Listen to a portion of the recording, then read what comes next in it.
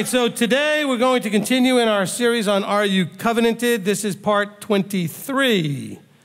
Part 23. We're in the book of Proverbs, in Mishlei and Proverbs, and we're endeavoring to try to get through chapter 3.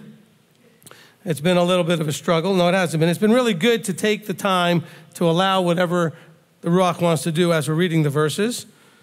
All right, now remember what we're looking at here, and just continuing in case somebody may in the future be listening to this, and they didn't listen to part 22, like right before 23. Maybe they waited a week between parts or more, or maybe you haven't really thought about this since last week.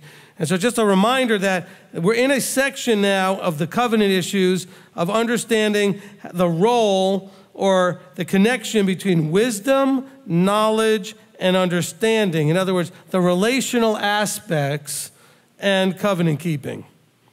That's the focus here in Proverbs, is trying to make sure we're connecting that as we are walking in a thing called covenant, which was the simple basic agreement in Exodus 19 of as long as you're willing to obey and do everything that comes out of my mouth. Yahweh says, if you do everything I say, I will accept you as my people and take care of everything else. And so it's an agreement to mechanically do and not do, which is what a covenant is. It's an agreement between two parties to do and not do specified things. And in the Torah, in your Bible, in your scriptures, Yahweh specifically lays out those things. He specifies what he wants you to do and what he doesn't want you to do.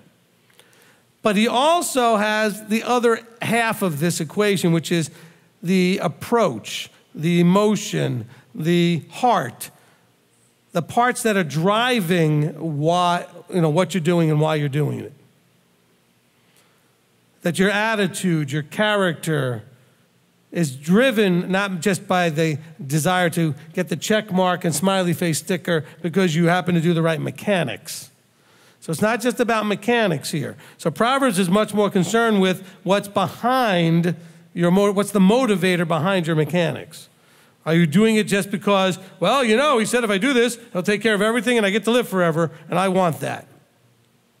But he doesn't want you to just want that, because the living forever is a relational thing, because when we read Revelation, he will be here amongst us in that forever period, in that time frame called forever in the kingdom.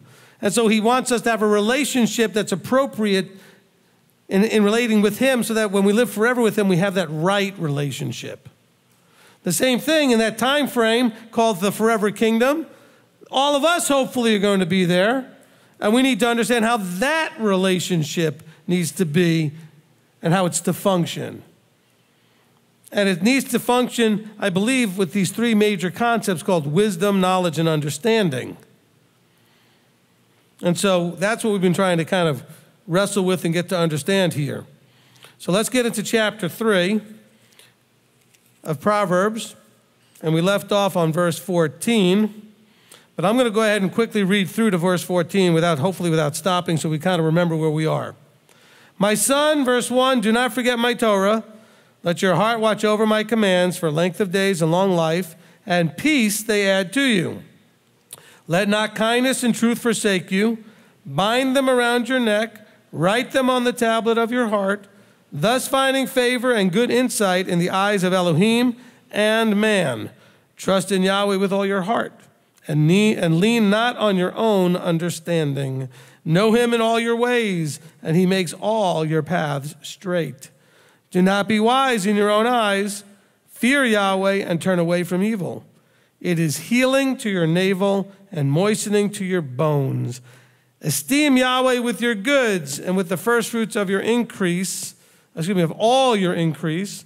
Then your storehouses shall be filled with plenty, and your vats overflow with new wine. My son, do not despise the discipline of Yahweh. Do not loathe his reproof.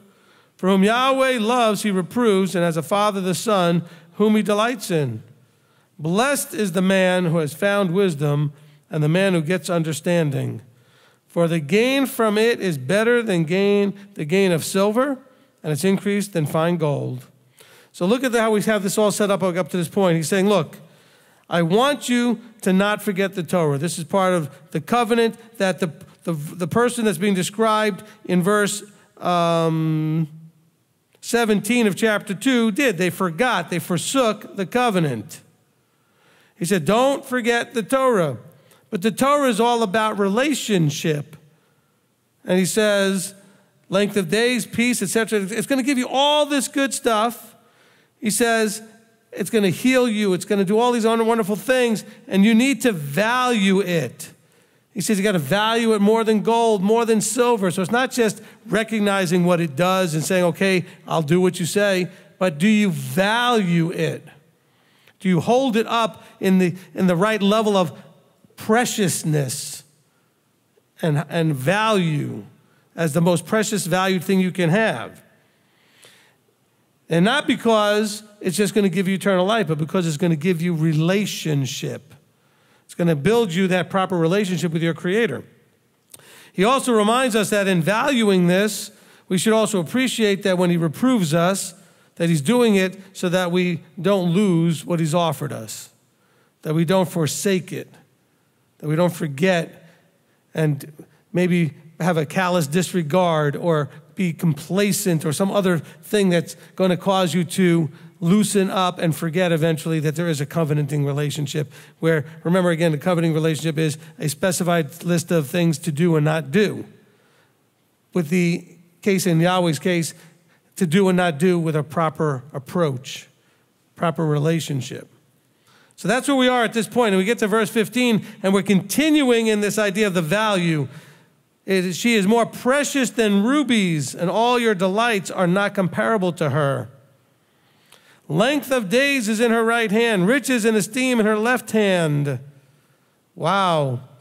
What is being described here? Remember, it goes back to verse 13. Wisdom. Blessed is the man who has found wisdom. Wisdom is referred to as the she here. Wisdom is more precious than rubies, and all your delights are not comparable to wisdom. Length of days is in wisdom's right hand, riches and esteem in wisdom's left hand. Wisdom's ways are pleasant ways, and all wisdom's paths are peace. Wisdom is a tree of life to those taking hold of it. Can we all understand that sometimes we confuse wisdom and intellect? Okay, so a lot of people go, well, you know, that was just stupid. Well, maybe it wasn't stupid, maybe it was unwise. And there's a difference. Or somebody goes, oh, I'm just not smart like so-and-so. Well, maybe it's not about smart, it's about wise. We've got a lot of very smart people with high intellect doing very unwise things. We got a lot of people out there that don't have maybe the highest intellect in the world who are doing much wiser things. You don't need to have a high intellect to embrace wisdom. That's kind of the point. So nobody needs to sit there going, well, you know, I didn't really ever finish the 5th grade and I'm really not that smart. It doesn't have anything to do with being smart. You don't need to be a Bible scholar to understand this book. What you have to have is a right heart and a teacher, a guide. And so here we're being told to value wisdom. A lot of people are valuing intellect, smarts, knowledge and information. Knowledge as an informational thing, not knowledge as a relational thing. Because they want to only focus on their intellect. It doesn't say intellect is more precious than rubies. Wisdom. It takes wisdom to humble yourself and come under authority. The intellectual may think, no, I'm smart enough to figure this out myself. I don't need any help. But it takes wisdom to understand that no matter how smart you are, the system is designed by the Creator for you to need help. Because some of you are thinking, well, you know, I tried to study the Bible, but I'm just not smart enough. It has nothing to do with smart enough. The smartest people out there can't understand everything in the Bible. They need wisdom and guidance. And that comes from anointed people who are put in a position to provide that guidance with the help of the Ruach HaKodesh, the Holy Spirit. Are we in line here? Do we understand? So because some of you are thinking, well, you know, I don't really study that much because I'm not that smart. No, actually, the fact that you're not studying is actually the part of it that's not that smart. But really, it's unwise. It has nothing to do with smarts. You see the definition? You may think about it being, well, that's dumb. No, it's unwise. Wisdom dictates that you study His Word. not intelligence. Intelligence doesn't dictate that. Is it the smart thing to do? Yeah, it's the smart thing to do, but it really has more to do with wisdom. Because wisdom is all about what you're looking to glean or accomplish. Intellect is driven by a different driver for accomplishments. Wisdom wants to, according to the way this is worded, do things that are going to accomplish his purposes. His purposes for the world and his purposes, more importantly, in your life, in your relationships. And so it takes wisdom, and the first part of wisdom is what? The fear of Yahweh. Fear him is the beginning of wisdom. And so if you're going to be fearing him, awe, reverence, respect for him, and he tells you, I know better than you do, and your culture does, and your government does, and your friends do, and your family does, on how to have a relationship with me. That's what he tells you. He says, I know better what I want in my relationship than what everybody else out there thinks they know. So wisdom is to try to get in line with that.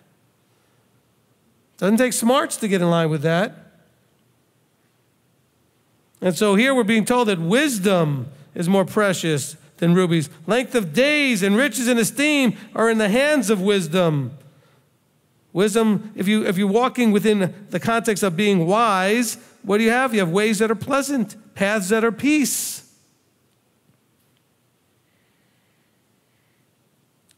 Verse 18, it says, she's a tree of life to those taking hold of her, and blessed are all those who retain her. There's an interesting part of the problem. It's not a problem that you people, all of you watching, whatever, have come to seeking to take a hold of the tree of life. But what about retaining it? You know, it's like when we read in John and he talks about, not John and James, when he talks about going and looking in the mirror and forgetting what you looked at. Are you going to retain the wisdom of saying, I saw it, and now wisdom dictates I do something about it? Wisdom dictates that when you see and you have something exposed and revealed to you, that you should do something with it. That's why you have parables like the parable of the talents, and they were given out. And what did Yeshua want to see? He wanted to see what they did with it. And so this retaining thing, the idea of retention is important. Okay, wisdom is the tree of life to those taking hold of it. However, are you going to retain it? A lot of you will sit here, listen to everything I say today, have a few aha moments, go home, and by Wednesday, it will have made no more difference in your life than if you had never heard it. Because you're not retaining it. Even though light bulbs went on, all this kind of revelation got clarified through the Ruach, through you, and hearing what was read, things that you know that you can now start doing or change in your life, and you'll be all excited about it for like the sower of the seed. You'll be like the one that doesn't have the roots. And then somebody comes over and goes, and blows on you and you forgot everything. Or the one where the cares of the world came in and squeezed you out and crushed you out and distracted you from what you need to be doing. So it's not about information, because information is hard to retain. Anybody remember all the stuff they learned in their public school education or homeschool education? No, you don't remember all that. Matter of fact, I have children that we talk to all the time saying, well, you know, I study for hours, but I can't remember anything. I'm not retaining it. Why don't you retain information? Because it's just information unless you have a relationship with it. If you had experienced growing up through, for example, World War I or World War II, or something that was back in the Civil War, or something was in another country, when they talk about all of the conflicts in Europe, the stuff you study in history, if you had a relationship with it, because you were there, you'd remember it all real well. Or let's say you were doing something with mathematics and you had to constantly apply it to something that you do on a daily basis. It's part of your job, it's part of whatever task you're doing. You now have a relationship with that thing of information and applying it to something. So guess what? Your retention is going to be much higher because you now have a relationship with the material. You need to have a relationship with this material. For those of you that are listening somewhere, I'm holding up my scriptures. Okay, you have to have a relationship with it, not just an informational gathering type of thing going on. Because here it says, taking hold of the tree of life through wisdom, it's not going to do you any good, and it's not going to bless you. It says, blessed are those who retain the wisdom gleaned through embracing the tree of life. Yah's ways, all his paths are wisdom. All his paths are peace. All his paths are good. So wisdom would dictate you pay attention and do what he says. But we have to retain it. What's your problem? You're not relating to it. You're not applying it so that it becomes relational. You know, we all talk a good talk about, well, I want to love my neighbor as myself. I want to love the Yahweh with all my heart, blah, blah, blah, blah, blah. But until you start doing it on a daily basis and walking it out and seeing the relationship bless you and do the things he promises, blessings, keeping safe, changing, the transformational process that Torah provides, it's just information that's in the context of a contract called covenant because you want to live forever. Hey, listen, all of us, if we're going to be honest, that's what motivated us. The idea that we'll have no more pain, no more sadness, no more tears, and we get to live forever. You are chasing the carrot. Some of you were running away from the stick. You were raised through the Christian, mainstream of you're going to go right to hell and burn and be tortured forever if you don't figure this out. All right? That doesn't sound very nice. I'd run away from that too. So some of you are motivated by one emotional, idea of I'm afraid of death. I'd like to be pain-free. I'd like to live forever. And the other one, some of you ran away from the, I don't want to be tortured and burned and all that other stuff. By the way, not that I believe that's what happens, but just understand that's what you were taught. That's what got you here. Now, the reason you're here and not still in the mainstream is you came to realize that path doesn't necessarily lead where you're trying to go. So you changed your path. You still want the same things, though. You just realized you were in the wrong vehicle. Some of you realized that riding a bike or walking wasn't going to get you there. You needed to get in a car or a plane, whatever. You're taking a different path or using a different vehicle. And so here you are having those motivators, but now as you study the Word, you should realize, as I know all of you do at times, you go, this is incredible. And you're mind blown and you're excited. And then life starts happening for a few hours and you forget everything. And we laugh because it's true. But do you understand that's part of what proves your Bible so true, is that when you read a parable like the parable of the sower, now you're thinking it's somebody else, and when it talks about, the different types of dirt and the different types of ground, etc. So let me just pull that up really quick here just for a second. When we're in Matthew 13, let's just do it there. Let's just go there for a second. Because I think this is important, this idea of retaining. Why don't we retain the wisdom? All right? So here he goes, and he's explaining here. He says, you then hear the parable of the sower in verse 18.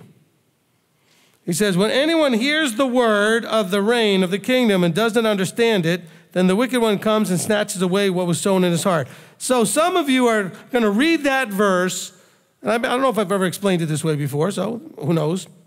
Some of you, scholars who've been listening to the teachings know what I said or didn't say, but I want you to hear this point this time. Some of you will listen to that and think it has to do with being a Bible scholar or educated or having a right teaching about this. It's informational. When anyone hears the word and doesn't understand it because it wasn't explained to them. What if it has nothing to do with that? What if it has to do with the wicked one comes and snatches away from their heart because they didn't have a relationship. They didn't understand the relational aspect of it. It wasn't they didn't understand Shabbat. They didn't understand kashrut. They didn't understand the moedim. No, maybe it was because they didn't have it in their heart, sown in a relationship. Let's take this in a different direction maybe than you've ever thought of it. Because some of you are thinking, well, of course, it's like my friends who are still stuck in the mainstream or whatever, and they just don't understand. No, their eyes are closed, their ears are closed, and they haven't had them opened yet. It's not their fault. Abba has to do the eye-opening and ear-opening thing. We talk about that all the time. If you're not sure about that, listen to the Father and the Son teaching, okay? Do you know the Father and the Son? We go into that very clearly. But here, it says, when anyone hears the word of the kingdom and doesn't understand it, then the wicked one comes and snatches away what was sown in his heart. So the person heard it, got excited about it to some degree, tried to put it up in their heart, but they didn't understand the relational part of it. One of the big pieces of that is what we're studying right now, the word covenant. See, if you have it in the form of covenant, verse 19 can't happen. If it's covenanted, no one can snatch it away because you've made a commitment. You agreed, I'm going to. And by the way, that agreement had no time limit. It was a permanent relationship. You agree to do, he agrees to take care of you. It's not like, well, I'm having a rough week. I'm going to agree to do what he says for a week and just fix a few things. No, it's a covenantal relationship. So he says, when anyone hears the word of the kingdom and doesn't understand that it needs to be a covenanted, relational thing, then the wicked one can come and snatch it away. Does that make more sense? And the wicked one can come and snatch it away. And that's sown on the rocky places. This is he who hears the word and immediately receives it with joy. Yet again, relationally, he has no root in himself, but is short-lived.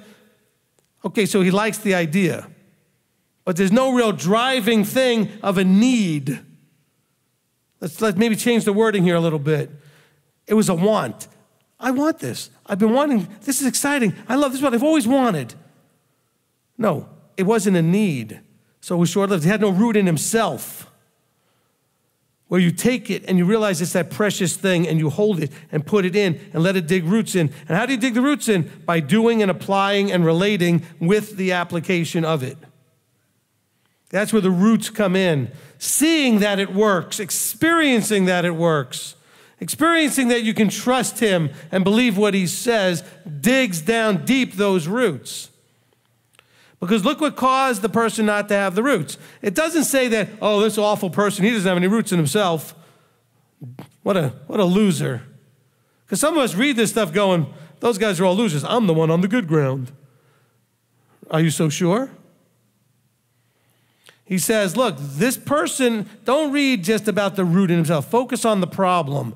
Pressure and persecution arises because of the thing he's all excited about, and that's what causes him to stumble. He's not now locked in, grounded, committed, and unshakable.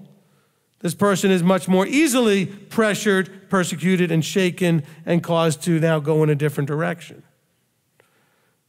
See, if you are in covenant correctly, fully, you know what there is? There's no person, being on this planet or anywhere else, that can leverage you out of it. That's the key here. Because your friends and family members are going to pressure you. What does pressure look like? Well, then I'm not going to talk to you anymore. We're going to disown you. You won't be invited to this anymore. We're going to fire you from the job because you need to keep Shabbat. It's leverage against you. If you are covenanted, you simply use the words that says, you got to do what you got to do. I can't move. I am covenanted. I understand that you feel you need to do what you need to do. I don't blame you. Forgive them, Father. They don't know what they're doing. That's okay. No, instead you're going to get angry, upset, depressed, frustrated, and everything else, and panic. Be careful that you're not this rocky ground, this stony ground. There's no wisdom in that. There's no retaining. See, we're told to cling, to cleave, to hold fast, to lay hold of. You got to get a grip on that. Some of you just need to get a grip, period. Okay, but you need to get a grip on this wisdom, on this relationship, on this covenant thing, so that you are unshakable.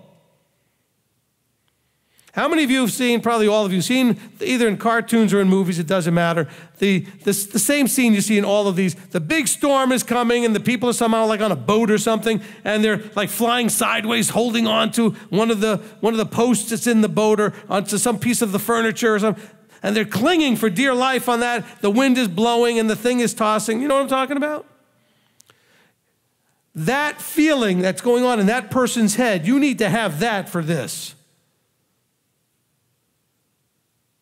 Well, you realize this is life. I can't let go. Because that person is thinking, if I let go, I'm dead. I'm going to drown. I'm going to get smashed around the boat. It's over. Are you holding on to this, his word, like that? Not the person with the stony ground. Persecution just blows wind on you. Or pressure from family, friends, bosses, whatever. Oh, you don't believe in that stuff, do you? Don't you know that stuff was done away with? What, are you a legalist now? You're going to go burn in hell. We need to pray for you. You're in sin now because you're trying to keep the truth. Obeying commandments somehow is now sin. Anybody's ever heard that? You can't believe the stuff that's going on out there, but yet you, without the root in you, relationally, driven in there with your clinging and holding on to it, you are actually bothered by these things happening to you. You should feel sad that the person is in such a messed up place that they could treat you that way. But you're not sad that way. You're sad because, well, now my mom isn't going to talk to me anymore. That's her choice, not yours. But you made a different choice. Like when he says you have to be willing to leave your riches behind, or your father who's dying behind, all that. You have to leave all these things behind and follow him. Are you not willing to leave everything behind and follow him? No, but I still have all these other relationships. I promise you, if I interviewed every one of you, you have at least one, if not more, relationships with people you should not. That are reasons scripturally why you should not be in relationship, because you can't let it go. And there's relationships you should have that you're very weak on and very reluctant about because it challenges the ones you don't want to let go of. And so you make unwise choices there. There are relationships that even if it's not one that you should let go of, there's ones that have already been damaged or severed that you're still upset that you don't have them anymore because it's not fair that my keeping Torah cost me this. He wants you to be willing to lay down everything, including your life, for him. Do you not think that Avraham did not think of everything that he had in his son to offer him up? Or to just leave all his family just to get up and go when he was told to go? Or Yeshua to lay down his life? Yeshua doesn't lay down his life. We're all lost. There's no point. And we're supposed to pick up our stake and follow him.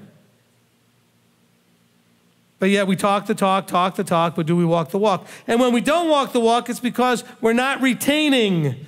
And we're not retaining that wisdom because we don't have the root in ourselves, because we're not building it into a relational experience and not just an informational experience. I don't know how much more I can say that every week now. Stop focusing just on information. Oh, I got people sending me all kinds of links to all kinds of teaching all the time because of some new information. But where's your relationship with the Word and with him and with both the Father and the Son, etc.? And then your relationship with the brother and the sisters around you. Where is that? What level of that are you retaining, feeding, cultivating, putting energy into? Oh no, I'm focused on all this latest, greatest, new informational crack. And you guys are all addicted. I haven't said that in a while, but you guys are all into new doctrinal understanding crack. The latest and greatest fringe thing out there, whatever it is, instead of focusing on retaining wisdom. Verse 22. And actually, at the end of verse 21, the whole point is that when the pressure and everything comes, notice he says immediately he stumbles. By stumbles, let's call it freaks out, panics, gets upset, gets depressed, whatever. That's what stumbles means. Don't only read that as commits some sort of sin and breaks a Torah command, but stumbles. Stumbles in their what? In their covenant, in their trust and belief, in their emunah. Fully trusting in Yah, now you start to stumble. Immediately you're questioning, you're doubting, and you're fearful. That's what stumbling is. So if you respond to the pressure and persecutions with fear, with doubt, with panic, you're this kind of ground. Don't be all excited, I'm good ground, blah, blah, blah. You know what? Let the farmer tilling the ground decide what kind of ground you are. Does the dirt tell the farmer what kind of ground it is? Yah's going to start plowing the field and see how ready your field is and how full of thorns and rocks and everything else it is. You wonder about your trials and all the other things you go through? Guess what? It's the farmer getting out the plow to see what's going on and gets the tiller out, and he's tilling up that ground to see what's going on. Verse 22, and that sown among the thorns is he who hears the word, and the worry of this age and the deceit of riches choke the word, and it becomes fruitless. So what's that? The worry of this age. All those things that have you in that negative emotion that takes away your trust and faith, same thing we were talking about previously with the stony ground, that was pressure and persecution. This is now worry and panic. And, well, I don't know if we can pay our bills. And I don't know, what if the world ends tomorrow? What if the blood moons does this? What if the government shuts down? What if they have a bank holiday? What if blah, blah, blah, blah, blah? Stop. You guys are a bunch of whiny Israelites. Knock it off. That's that kind of ground. You hear the word, but how can you hear the word and still worry? What are you afraid of? What are you worried about? Do you not know who's in charge? Don't you trust that he's in charge? This is the emunah factor. To fully trust and believe that he has everything in control. You just have to do with all your heart, with all your being, the best you can. And trust that that's enough. And do it in relationship, without fear, without doubt. Oh, I'm all worried about things. You know, in chapter 6 of Matthew, you know, he says in 28, he goes, so why do you worry about clothing? Why do you worry about, you know, he starts off, let's see, earlier, verse 25. Because of this, I say to you, do not worry about your life, what you shall eat and drink. Why are you worrying? Do you not understand the covenant is that if you trust him and do your part, he'll provide? In all your worrying, did you add a cubit to anything? Did it put more food on your table? Did it change the amount you were being paid at your job? What did worry ever do for you? It just showed, you weren't trusting him. However, moments where you step out in faith and trust, you've seen some miraculous things happen, haven't you? And then you go back to worrying again. Why? None of you hearing my voice probably have ever really been in true poverty. I mean, out there with like dirt floors, no indoor plumbing, no electricity, no food on the table, just living on like rice and whatever, you know what I'm saying? Where you had to go get your non-potable water and boil it. You don't understand really what that's like. Go to, you know, places in Central America, South America, Africa, India. Go see what that really looks like, you spoiled bunch of Israelites. And you're all whining about all your stuff. Well, you know, I'm upset because I couldn't find the coat I wanted on sale. So I feel terrible for you. Play a little violin. You know, did any of you ever go and look at, and you could do that here in the Appalachian Mountains, and you drive around, you can see some of the old cabins and stuff that they still have, that they could like a little tourist sites. You know, you can see some of the old houses that were built in the 1800s. Do you ever notice that there's like just a hook for one clothing, and they had the one you were wearing and the other one, that's it. 2 outfits. You don't see dressers and closets to put all of your stuff. You don't have to raise your hand, but how many of you don't have enough room in your house or apartment for all your stuff? Boy, you guys are spoiled. Yet you whine and complain, and you're complaining because you don't have enough room for all your stuff. And don't recognize how spoiled you are. But what does he say? He says, stop worrying. Worry, worry, worry, worry. Whine, whine, whine. He says, then he goes into, is life more than food and body more than clothing? Goes into all these things. Then finally he goes down to the bottom and he says, look, Do not worry then, saying, what shall we eat in verse 31? What shall we drink? What are we going to wear? What am I going to do this? I can't afford that, blah, blah. How are we going to pay our bills? Blah, blah, blah, blah, blah. For all these the Gentiles seek for, and your heavenly Father knows that you need all these. He says, but seek first the kingdom of Elohim and his righteousness, and all these matters shall be added to you. It doesn't say, by the way, just lay back and don't work. You do your part with all your might, strength, and being. But you do it trusting that he will open up the doors and guide your footsteps to what you need to do. He says, 6 days you shall work. Don't misunderstand this means, oh, I'm just going to sit back and it's all just going to show up like manna from heaven on my doorstep. That's not what it's saying there. But he says, don't worry then about tomorrow. Tomorrow has its own worries. Each day has enough evil for itself. You've got to understand that all of that stuff that you're all messed up about doesn't really exist. What do I mean by that? Right now is the only reality. Yesterday's not real. Tomorrow's not real. They haven't happened yet. The one that yesterday already happened, well, it already happened. Nothing you can do about it. Tomorrow hasn't happened yet. So the only reality is now.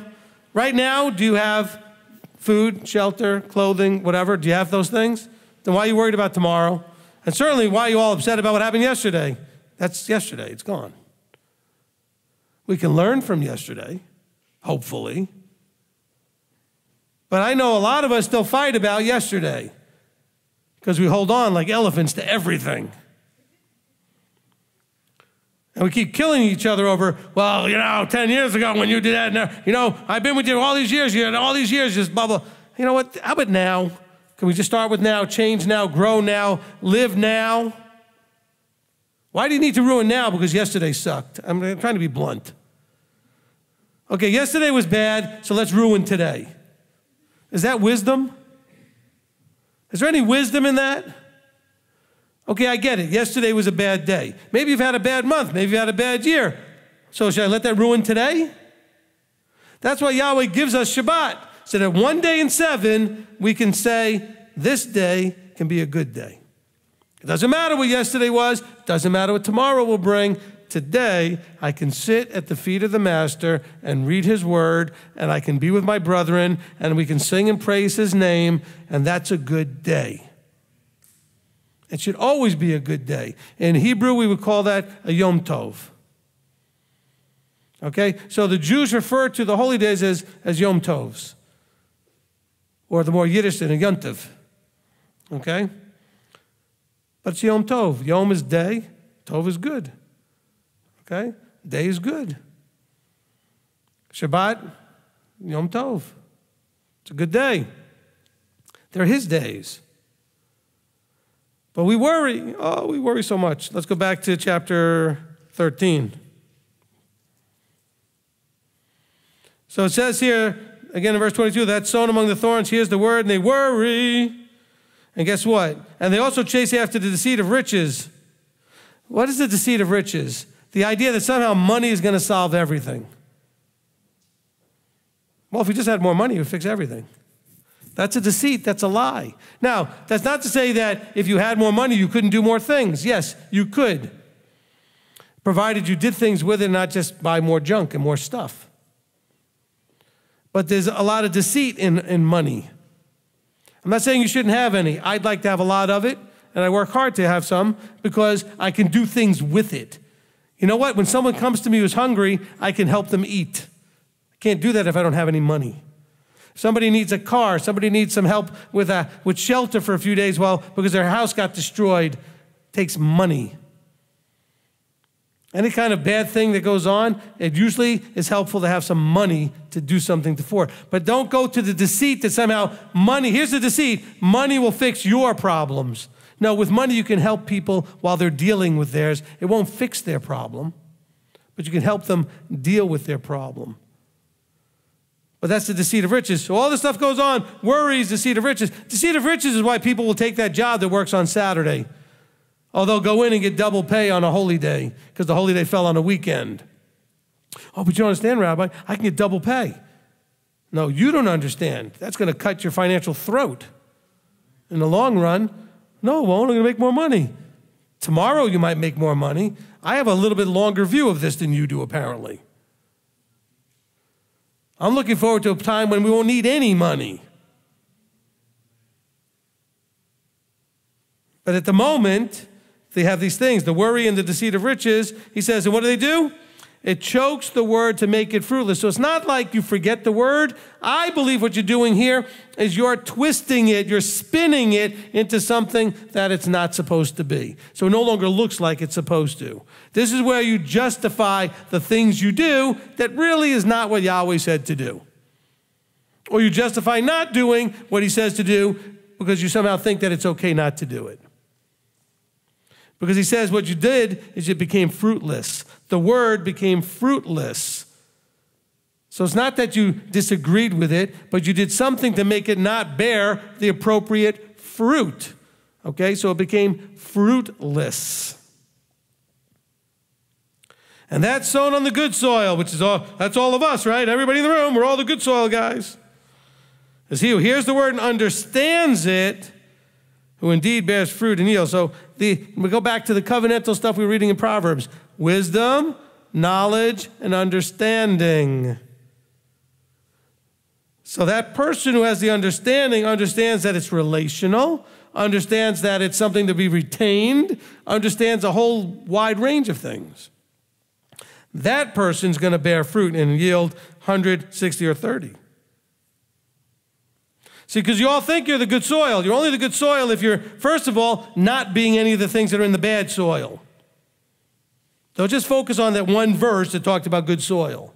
Make sure how you handle worry, how you handle pressure, how you handle the deceit related to riches. He didn't say riches were the problem. It's the deceit part. Be careful. He never attacked riches. Everybody in your heroes list in the Bible were rich. Just fact. But if you watch and read, they worked their you-know-what's off. But they were rich.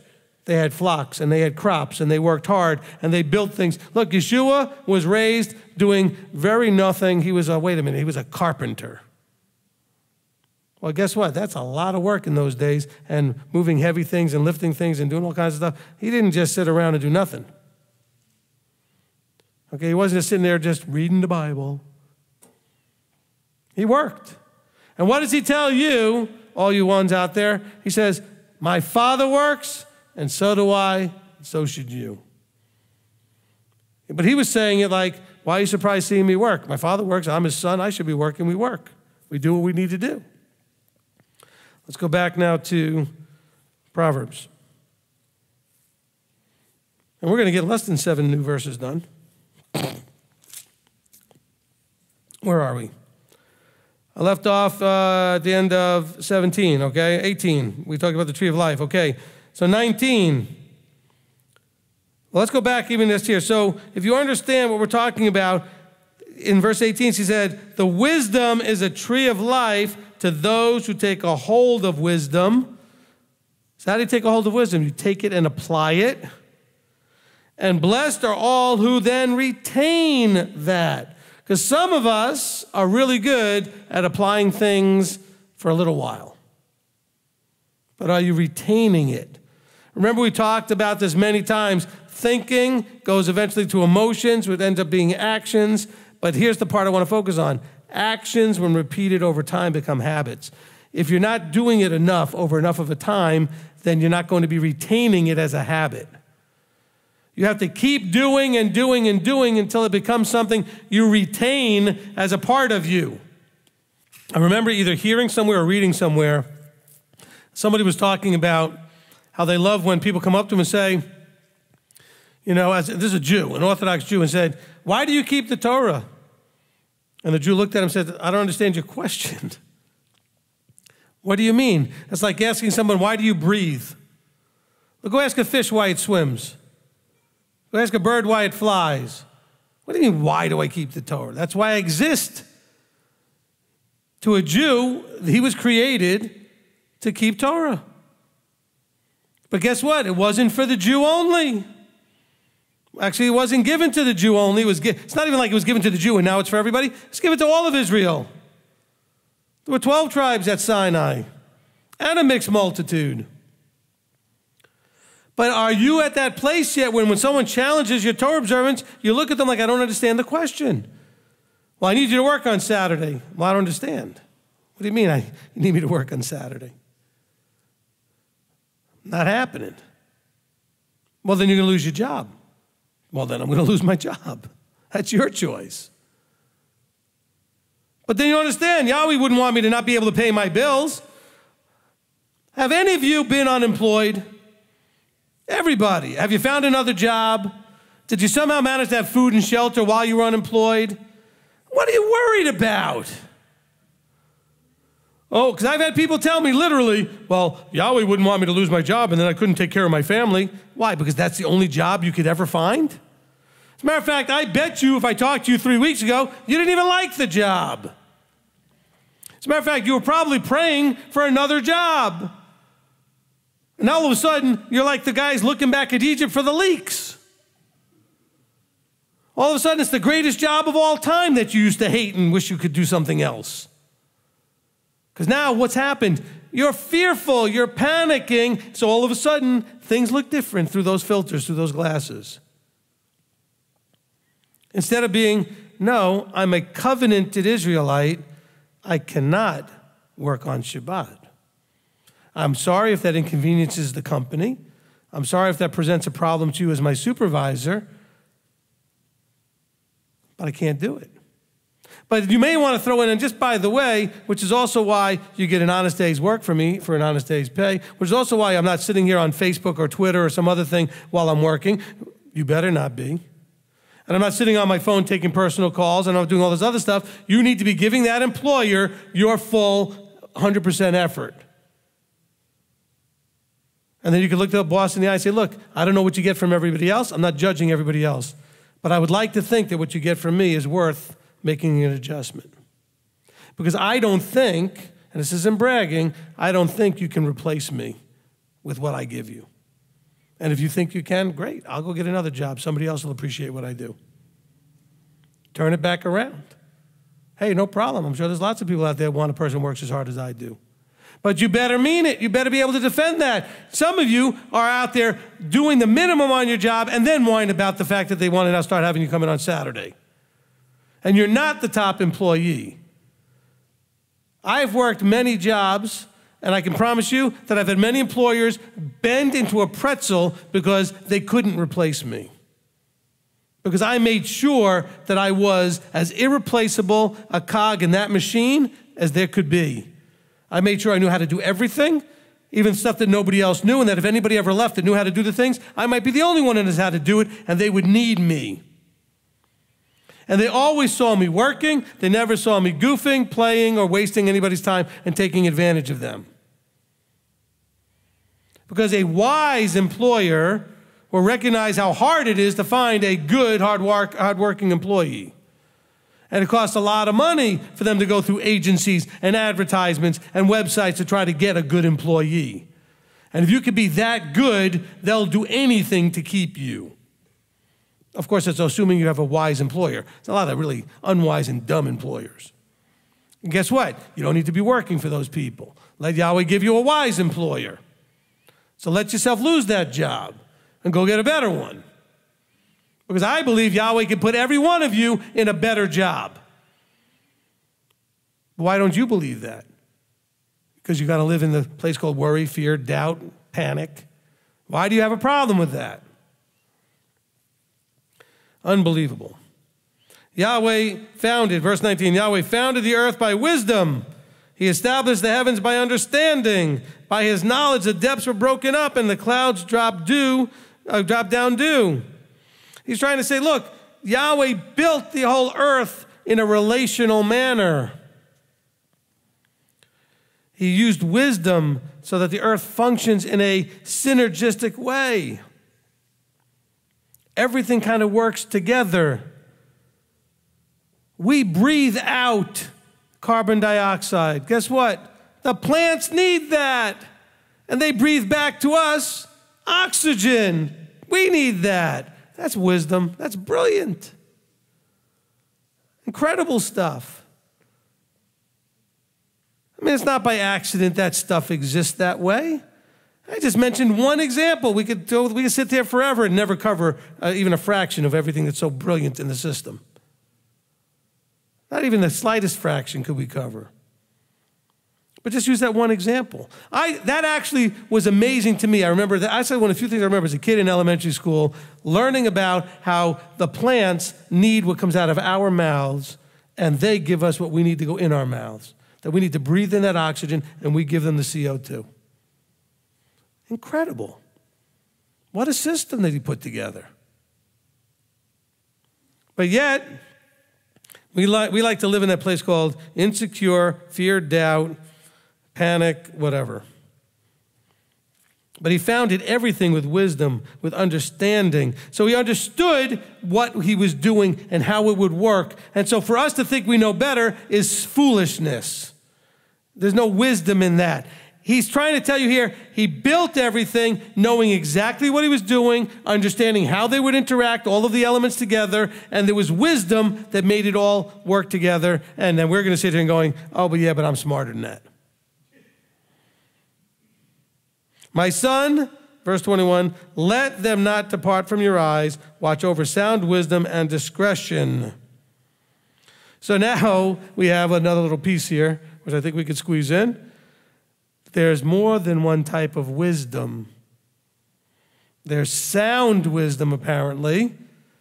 And I would guess, because it's not mentioned here, if you have sound wisdom, there's also unsound wisdom. And so he's making a distinction of, we have to be careful what the source of our wisdom is. He's saying, my son, let them not depart from your eyes. By the way, it means that when you're watching out there going, you know what? Yahweh's in charge. He's in control. The earth still holds together. Sun, star, moons, all that stuff's out there. The seas, the earth, the trees, plants, everything's sort of going along. And you know what? Everything on this planet seems to know what it needs to do except us. Trees don't go to school. Trees don't get YouTube videos and stuff to figure out how to live.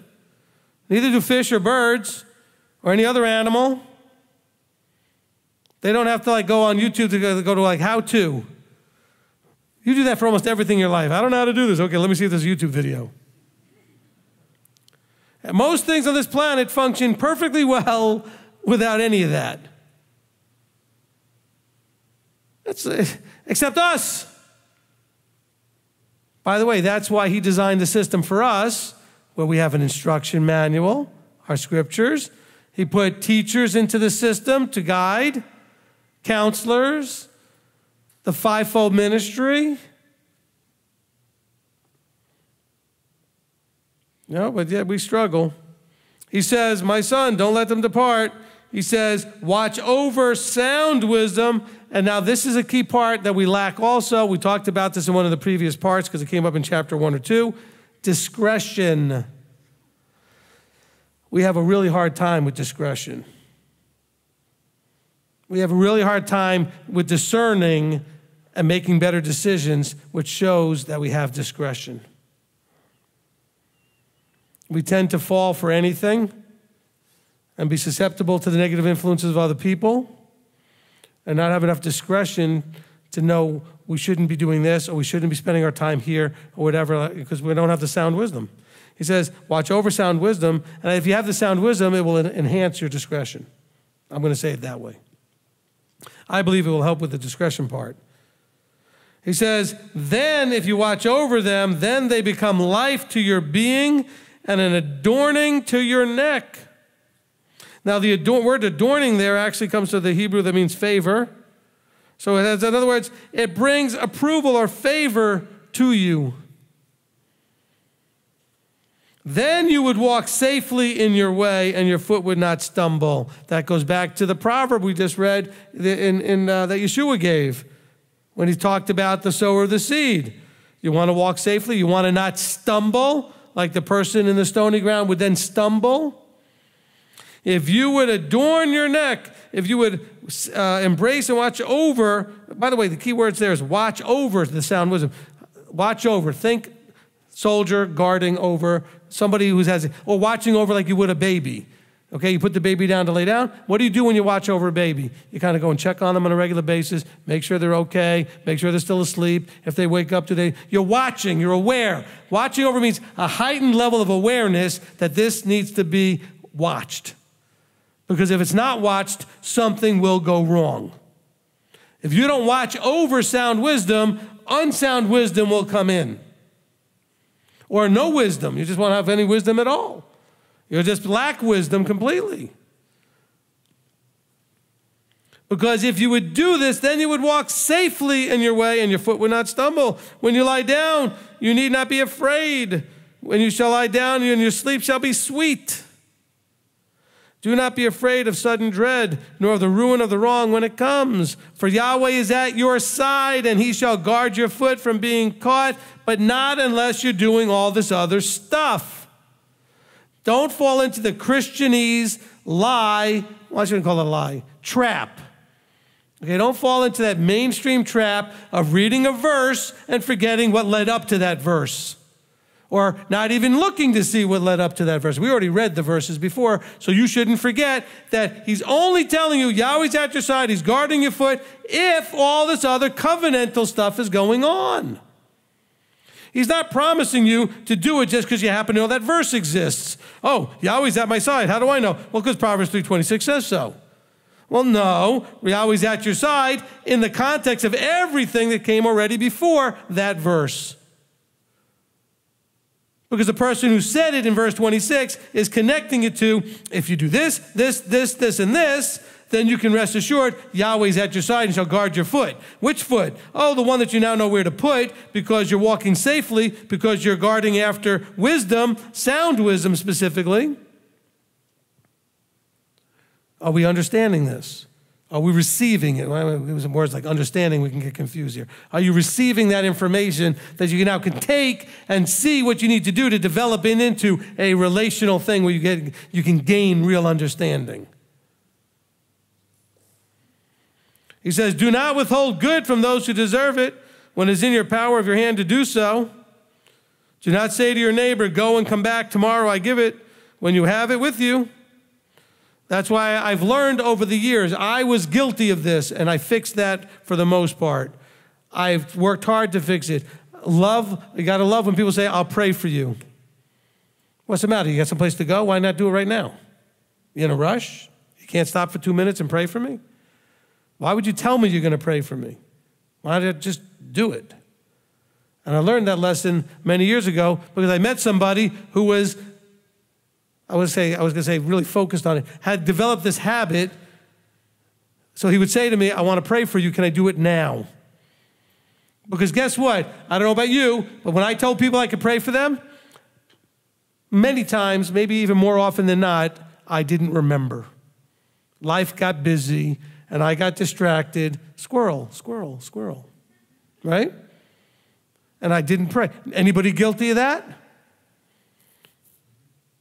Instead, why not, if it's in your power to do good, and by the way, if I pray with you, you will feel that love and relationship much more than thinking, I wonder if he remembered to pray for me. I wonder what he said when he prayed for me. Maybe he prayed, Yahweh, please, this person's annoying, picking it all the time, do something with it. They keep bothering me with all their problems. Maybe that's what you think the person prayed. But how about if they pray with you right there? You can hear their concern, their love, and their heart being with you in your struggle. That's good. It says when it's in your power to do good, that will make someone feel better, knowing that you had a genuine heart for them when you prayed for them with them. Well, do not plan evil against your neighbor, seeing he dwells safely beside you, verse 29. Do not strive with a man without cause, if he has done you no evil. No, that's a hard verse. Okay. Let's go to verse 29 first. Do not plan evil against your neighbor, seeing he dwells safely with you, beside you.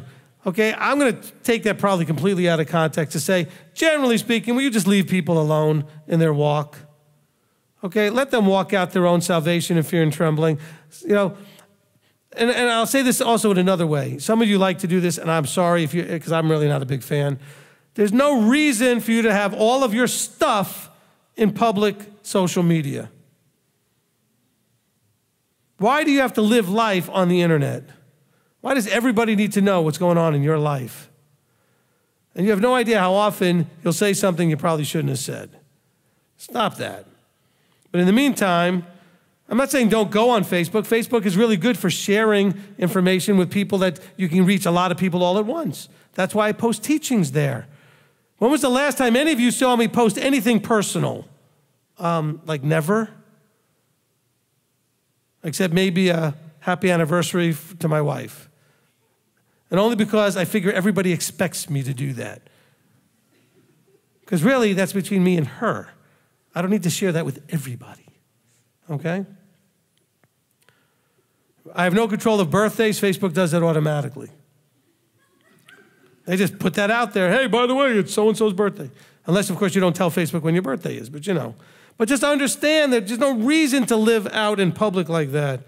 Where's the honor and shame issues being dealt with as far as just people just throwing stuff out there? But I want you to understand the next part of this when it says, do not strive with a man without cause. I don't even know how I want to say this.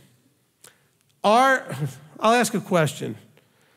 Do you really feel confident, especially when you're emotionally upset, to judge whether or not you have a real cause? Do you actually, are you really qualified to decide that you actually are angry with cause or striving with cause? Because you'll argue that there was a cause. But if I was the one making that same argument and you were witnessing it and you weren't emotionally involved, would you think that I was overreacting? Would you think that I had cause? You think you have cause because you're the one who's all upset. You've had your emotions out there that should have been in your feelings bags, and you had somebody step on it. So you have cause. But you should be asking the question, if this was somebody else, would I, as a judge, if I had that job, believe that there was cause? Because cause is one of those things that comes up in court all the time. Was there justification? Was there a cause that justified the action? Was there just cause to do this or that? Because it says here, do not strive with a man without cause. But who gets to decide that? I would venture to say that every fight you've ever had with anybody, you thought you had cause. Can we agree? I don't care if it's with your family member or a friend or a boss, a husband and wife, parents with children. Every fight you've ever had, you believed you had cause. And how often did you find out that what you were all upset about didn't actually happen the way you thought and you were completely wrong? That happens a lot. I would say at least 25 to 50% of the time. So it turned out you really didn't have cause. Instead, you caused the problem because you overreacted. So let's be careful with verse 30. Do not strive with a man without cause if he has done you no evil. Okay? Now bear in mind it says evil, which means now we're raising it to a high level to have cause. It has to be done doing evil, which means doing something that's against Torah. All right? Disagreeing about meals or about cars that you purchase or about, a lot of things are not Torah related. These disagreements that we fight over, somebody left the toothpaste cover off or the toilet bowl seat up or whatever. Okay? These are inconveniences and annoying, but they're not cause for strife because no evil was done. I would say this is another reason, verse 30, for you to be in counsel, to have somebody on the outside help you understand whether or not there was cause. Is that fair? Because I'm going to tell you, don't be offended, the person emotionally in that moment is not qualified to decide he has cause. Including me, if I'm in an issue with somebody and I'm emotional, I am no longer, once the emotions kick in and I'm angry, upset, hurt, depressed, whatever it is, I am no longer qualified to decide if there was cause. That's why we have to go to courts for a lot of things, because you have a jury of people that are not emotionally involved to decide whether or not there was just cause. You need to have somebody in your life, friends, some other accountability partners who you know are going to be honest. Now, here's the problem. Most of you go to your friends, and your friend's going to believe everything you say about your husband or your wife, because after all, they're your friend, and you wouldn't lie to them. You couldn't possibly be coloring it funny or exaggerating or misunderstanding. That would never happen, right? Never. You would never call your friend about your spouse or about your children or about your boss and exaggerate. No. Because it's colored through your emotionally exaggerated filters. And your friend, being your friend, is going to be like, that terrible, awful, blah, blah, blah, blah, whatever they say. And now they're bandwagoning and joining on your side and telling you, oh, that son of a you-know-what, I'm with you. Really? And you have no idea really what happened if you're hearing the story. I almost, without exception, in a council session where there's strife, make sure that the parties involved understand that I will never claim that I know what really happened. I don't care what each one of them says. The only thing that I'm pretty sure happened is if there's anything that they agree. If they both say it happened, I'll believe that probably happened. But otherwise, I will not assert at any point, thank you for sharing that with me. Now let me tell you, here's my judgment, because now I know what happened. So you as a friend, family, or whatever, if somebody comes to you, never, ever assume you're getting the unfiltered reality. I wasn't going to say getting the truth, because that's their truth at that moment. That's through their filters, that's all they saw. But you're getting a filtered reality. Can we understand what I'm saying here? You are getting a reality that they experienced filtered through their emotional response. And that is not what really happened. And through the emotional response, they're going to attribute often motive. Well, that person did that on purpose, and they did that just to get me mad. You don't know that. Not unless they said, I did that to get you mad. Well, then you know it. But even then, that might not even be true. They may just do that to push your buttons. Well, you did that to upset me. Oh, yeah, I did. But maybe they really didn't. But now they want to just make you madder because now you're in a fight. So that's not even the truth, even though they admitted doing it. And you're thinking, well, he admitted doing it. Well, but he was just trying to get you even more mad. And so we have to recognize our inability to see reality correctly because we're filtering it through our emotions. So when it says something like here, do not strive with a man without cause, you're all sitting there going, I never do that. I always have cause. Of course you do. And that's why nobody wants my job, because I have to deal with sorting out all of that, because everybody does it with cause. Just cause, righteous indignation. Come on. Once you got emotional about it, you were not seeing clearly. There are certain parts that you did not see correctly. I'm not saying you didn't see any of it correctly. There were aspects, colors, nuances of the whole thing that you definitely had going through an emotional filter that made that reality somewhat imperfect to what really happened. So let's be really careful with that. Actually, we got to end here. And I was going to get to the end of well, let's see. Now we'll just wait. Okay. We'll end it here on where are we? Verse 30. I'm going to write that down. Okay, ended 3:30. Okay, Proverbs. All right, let's go ahead and pray. Avinu Malkeinu, our Father, our King. Father, we come to you, and Father, there's so much to learn, so much wisdom in your word, so much that we can glean and to develop a relationship with, so we can have understanding and knowledge of you, the true Elohim. Father, help us to recognize that it's wisdom, not intellect, that makes the difference. That all of us were endowed by you, our Creator, with the ability to apply wisdom. And we don't have to figure anything out, but just take what you say and apply it, and that is wisdom. And so, Father, we thank you for your word. We thank you for eyes to see, ears to hear, and a heart to receive. Father, help us to receive also all of the correction, the reproof as to how we've been doing things in our lives, so that ultimately we can go through the transformational process as we go from what we are into what you are, as we change from what we are into the image of Yeshua, our Messiah, and that, Father, that we would learn to be humble enough to receive those changes, and then in applying them consistently, to have them become a change, not only a thing that we're doing, but it becomes who we are, that we actually become that person. We become like Yeshua.